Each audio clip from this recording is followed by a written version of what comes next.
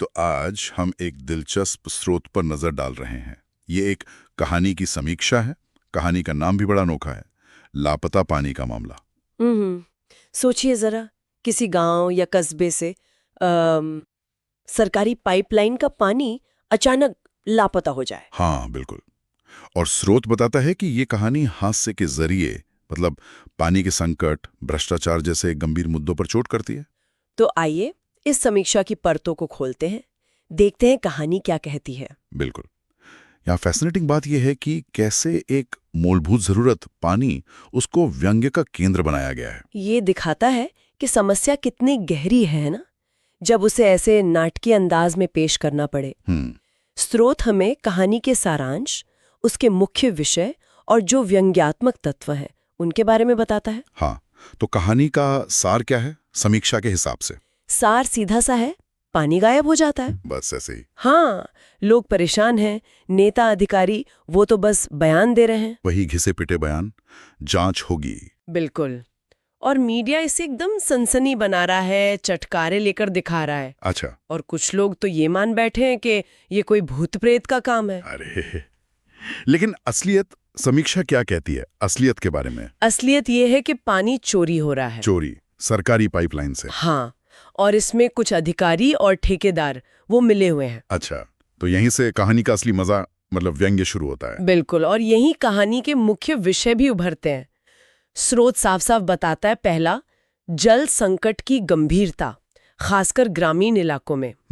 दूसरा, भ्रष्टाचार पर तीखा कटाक्ष, कि कैसे सिस्टम के अंदर बैठे लोग ही वो बुनियादी संसाधनों को गायब कर सकते हैं। और आपने मीडिया का जिक्र किया था, उस पर भी तंज है। हाँ, मीडिया पर भी तंज है, कैसे वो टीआरपी के लिए मुद्दे को उछालते हैं।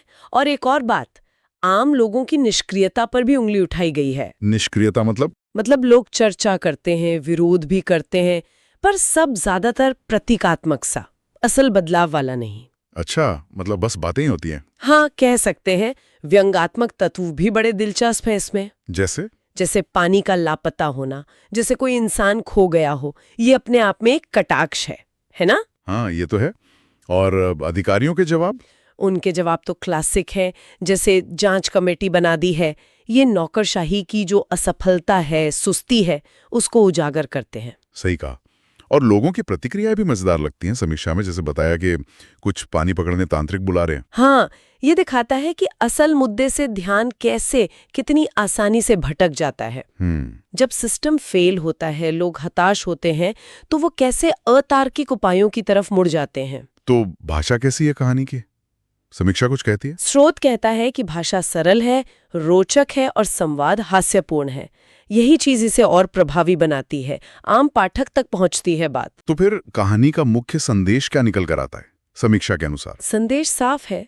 जैसा स्रोत बताता है, पानी जैसी बुनियादी जरूरतें भी आज राजनीति और घोटालों का शिकार हो रही हैं।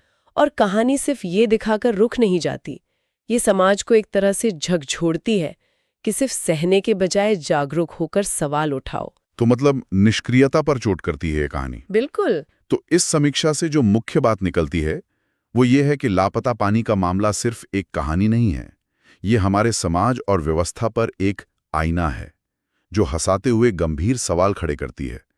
समीक्षा में इसे 4.5-5 स्टार रेटिंग मिली है, जो इसकी प्रभावशालीता दिखाती है। निश्चित रूप से ये हमें सोचने पर मजबूर करती है कि अगर पानी जैसी बुनियादी चीज जो हमें रोज दिखती है, वो व्यवस्था के जाल में इस तरह लापता हो सकती है, तो और कौन सी महत्वपूर्ण चीजें हैं जो शायद हमारी नजरों से ओझल हो रही हैं, जिन पर हम सवाल नहीं उठा रहे हैं। ये वाकई एक जरूरी सवाल है, सोचने वाली बात है।